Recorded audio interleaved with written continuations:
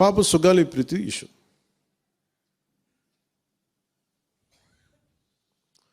పండ్లున్న చెట్టుగా రాళ్ళు పడతాయంటారు. ఎవరైతే చేయూతనిస్తారో, ఎవరైతే ఆదాయం ఇస్తారో వాళ్ళని తిడితే ఎట్లాగా? అసలు ఈరోజు సుగాలి ప్రీతి అనే కేసు ఎలా ఎక్కడి నుంచి బయటకు వచ్చింది మీరు చెప్పండి. ఇలాంటి అన్యాయం జరిగిందని ఎవరికి తెలుసు? ఈ రోజున గత ప్రభుత్వం 2019, 2024లో ఒక ప్రభుత్వం మీద, అప్పుడు ముఖ్యమంత్రి మీద మాట్లాడటానికి అసలు ఎవరికైనా ధైర్యం ఉందా? ఒక ముఖ్యమంత్రిని ఒక మాజీ ముఖ్యమంత్రిని ఆ టైంలో అరెస్ట్ చేస్తే రావడానికి ఎవరు లేరు రోడ్ల మీద. అలాంటి పరిస్థితుల్లో ఓడిపోయి 2 చోట్ల ఓడిపోయి ఉన్న ఒక ఎమ్మెల్యే వాళ్ళ పార్టీకి వెళ్ళిపోతే ఏ మానసిక స్థైర్యం, ఏ ధైర్యం, ఏది ఉంటుంది చెప్పండి ఎవరికైనా? మరి అలాంటి సమయంలో నేను ఒక తల్లి పడ్డ వేదన తీసుకున్నా. నాకే సరదానా 2 లక్షల మంది జనం మధ్యలో నడుచుకుంటూ వెళ్ళి ఆ సమస్యను హైలైట్ చేసి వాళ్ళు సిబిఐకి ఇచ్చారు. సిబిఐకి ఇస్తే మన ఇంటర్నల్ పేపర్ వర్క్ మనకి ఎలా తెలుస్తుంది? ఇంటర్నల్ పేపర్ వర్క్ వాళ్ళు ఇస్తే వాళ్ళు ఏంటంటే జీవో రిలీజ్ చేశారు. మా దగ్గర నుంచి వెళ్ళింది కానీ ఎక్కడికి వెళ్ళాలో అక్కడి నుంచి ప్రొసీడ్ చేయాలి, అక్కడ ఆపేశారు. హోంశాఖ నుంచి వెళ్ళింది సెక్రటేరియట్లో ఎక్కడో నెక్స్ట్ ఫైల్ ఢిల్లీకి వెళ్ళాల్సిన అక్కడ ఆపేశారు. మేము హోంమంత్రికి మేము సిబిఐకి పంపించేసాం అంటే లెటర్ చేశారు, లాక్ చేసి లాకర్లో పెట్టారు. ఇది జరిగింది. ఈ ప్రాసెస్లో ఏం చేశారు, వాళ్ళకి ఈ కేసు కొంచెం సెన్సిటివ్ కేసు కాబట్టి మీకు చెప్తాను. సుగాలి ప్రీతి నేను ఎందుకు కొంచెం సున్నితంగా మాట్లాడాలి ఈ విషయం ఏదంటే, మీకు ఒక అన్యాయం జరిగినప్పుడు, ఎవరికైనా ఒక అన్యాయం జరిగినప్పుడు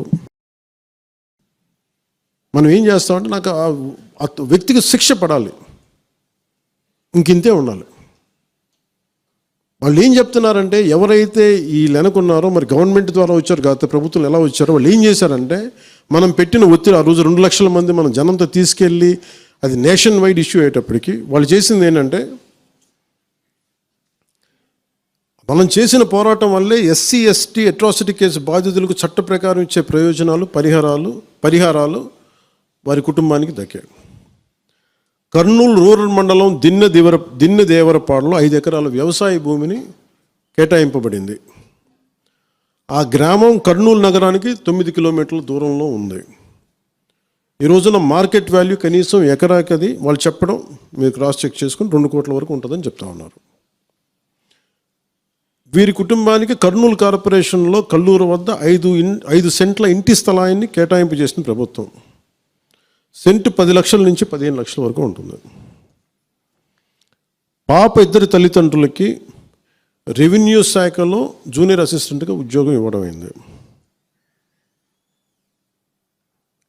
ఇది కాకుండా ఇవి మన పోరాటం వల్ల ఒత్తిడి పెట్టడంలో వచ్చినాయి. ఇవి కాకుండా నేను ఫస్ట్ టైం ఛార్జ్ తీసుకోగానే మొదట చెప్పిన మాట, పాపకి న్యాయం జరగాలి, ఏమేమి జరిగిందని సిఐడి చీఫ్ని నేనే తెలియజేశాను. డీజీపీ గారికి పంపించాను, అప్పుడు డీజీపీ గారికి తిరుమలరావు గారు, అలాగే సిఐడి అధికారులకు చెప్పాను, ఉన్నతాధికారికి, హోమ్ మినిస్టర్ గారికి చెప్పాం. ఇవన్నీ చెప్తే పోలీసు సిఐడి వాళ్ళు చెప్పింది ఏంటంటే, అసలు అప్పట్లోనే ఎవరైతే దీని వెనక కుట్ర వెనక ఉంది ఇవన్నీ చెప్తున్నారో ఏ డిఎన్ఏ తారుమారు చేశారు. ఎలా తారుమారు చేసి ఉండాలి? ఈ ఒత్తిడిలో వీళ్ళకి భూములు అవి ఇవి ఇచ్చేసి, మరి ఏం చెప్పారు నాకు తెలియదు కానీ వాళ్ళు, నాకు తెలిసి వాళ్ళు ఈరోజు పోలీసు చెప్తుంది ఏంటంటే, సాక్ష్యాలు వీళ్ళు చెప్తున్న వ్యక్తుల మీద వాళ్ళ డిఎన్ఏకి దీనికి మ్యాచ్ కావట్లేదు. ఇది వాస్తవం. కోర్ట్స్ ఏం చేస్తాయి, పోలీసు ఏం చేస్తారు, దీన్ని కూర్చోబెట్టి. ఎందుకు చెప్తున్నానంటే, ఇది వివేకానంద రెడ్డి గారిని చంపేశారని తెలుసు అందరికీ. ఎవరైతే చేస్తున్న నిందితులు ఉన్నారో వాళ్ళు ఒక్కొక్కరుగా చంపేస్తున్నారు వాళ్ళని. మరీ గత 5 సంవత్సరాల్లో ఇట్స్ ఎ క్లాసిక్ కేసెస్ ఇవి. ఈ ప్రక్షాళనకే పూనుకున్నాం మనం. ఇది ముఖ్యంగా మన ఎమ్మెల్యేలకు కానీ, మీరు ఎంపీస్, యాజ్ అన్ ఎంపీస్ మీకు కూడా, మీరు ఈ కేసెస్ మీద మీరు రేపొద్దున అసెంబ్లీలో గళం ఎత్తాలి, మీరు తప్పదు. ముఖ్యంగా లా అండ్ ఆర్డర్, వీళ్ళు అందరూ తప్పించుకుంటూ వెళ్ళిపోతే ఇట్లా ఒక సోషల్ అన్రెస్ట్ వస్తుంది దీనివల్ల.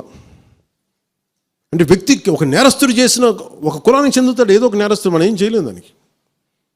ఇందాక అరుణ చెప్పినట్టుగా ప్రతి ఒక్కరు ఏదో కులానికి చెందాలి, వేరే దారి లేదు మనకి. మనం వేరేలా పొట్ల ఏదో కులానికి చెందాలి. కానీ తప్పు చేస్తే కూర్చోబెట్టి పలానా టక్కమైన ఒక మాట అనేస్తారు. పలానా ఎక్స్ చేసాడు అన్నావు, పలానా కాస్ట్కి చెందిన వాడు చేసాడు అంటారు.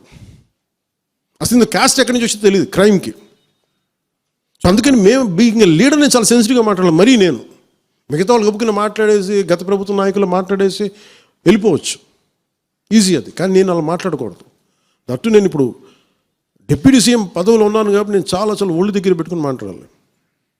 అందుకని ఇవన్నీ మీరు ఒక్కసారి దీంట్లో కూడా ఆ పాపకి న్యాయం జరగాలి, దోషులుంటే శిక్షింపబడాలి, దాంట్లో అసలు ఎప్పుడు లేదు. కానీ ఇలా ఒత్తిడి పెట్టాల్సిన వారికి కూడా నా విన్నపం ఏంటంటే, మీరు అసలు ఈ కేసు ఎవరి వల్ల బయటకు వచ్చింది మీరు చెప్పండి. సో మా త్రికరణ శుద్ధిని, మా చిత్తశుద్ధిని మీరు తక్కువ ఎంచినా. ఇక్కడ కేసులు వాళ్ళు కూర్చోబెట్టి నేను వెళ్ళి సాక్ష్యాధారాలు నేనేం క్రియేట్ చేయలేను. అక్కడ గత ప్రభుత్వం చేసిన తప్పులు కొనేసారు వీళ్ళు చాలామందిని. మరి ఏం కొన్నారు, ఎలా కొన్నారు, దీని మీద కేసు పెట్టాలి. ది లెట్ ఎంటైర్, ఇది నా ఒక్కటి కేసు కాదు, ఇది ఎంటైర్ సొసైటీకి ఇది సిచ్యువేషన్. మీరందరూ కూర్చొని ఒకసారి మన ఎమ్మెల్యేస్ అందరూ కూడా, మన నాయకులందరూ కూర్చోబెట్టి you try to take it to home minister గారు, including law and order CM గారి దృష్టిలో చేతిలో ఉంటుంది. కాబట్టి మీరు ఇంతకుమించి దీని మీద మాట్లాడకూడదు. ఎందుకంటే నేను శిక్ష పడాలని కోరుకుంటాను. ఇంతకుమించి కాకపోతే ఏమైపోతుంది, నా మీద నన్ను లాగడం చాలా తేలిక అందరికీ.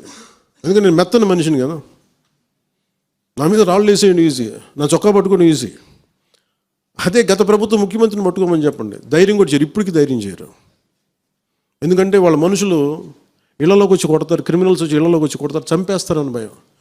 మనం ప్రజాస్వామ్యం కదా, మనం భరించాలి. అందుకని దయచేసి దీన్ని మీరు ఒకసారి కూర్చోబెట్టి ఒకసారి మన గౌరవ శాసనసభ్యులు, మంత్రివర్గ సహచరులు, లెజిస్లేటివ్ కౌన్సిల్ మెంబర్స్, పార్టీ నాయకులు అందరూ దీని మీద ఒకసారి, స్పోక్స్ పర్సన్స్, వీర మహిళ నాయకులు, వీరందరూ ఒక్కసారి కూర్చోబెట్టి ప్రతి ఒక్కరు కూడా దీని మీద, ఇది ఎందుకంటే ఇది ఒక కేసుగా చూడకండి, ఇది గర్ల్ చైల్డ్ తాలూకు ప్రొటెక్షన్ చాలా ఎసెన్షియల్. అందుకని దీన్ని సోషల్ మీడియా యాక్ట్ కానీ ఇవన్నీ మాట్లాడాలని పొద్దున్న నిర్ణయించుకున్నాం. ఇది ఒకసారి మీ దృష్టికి తీసుకొస్తా ఉన్నాను.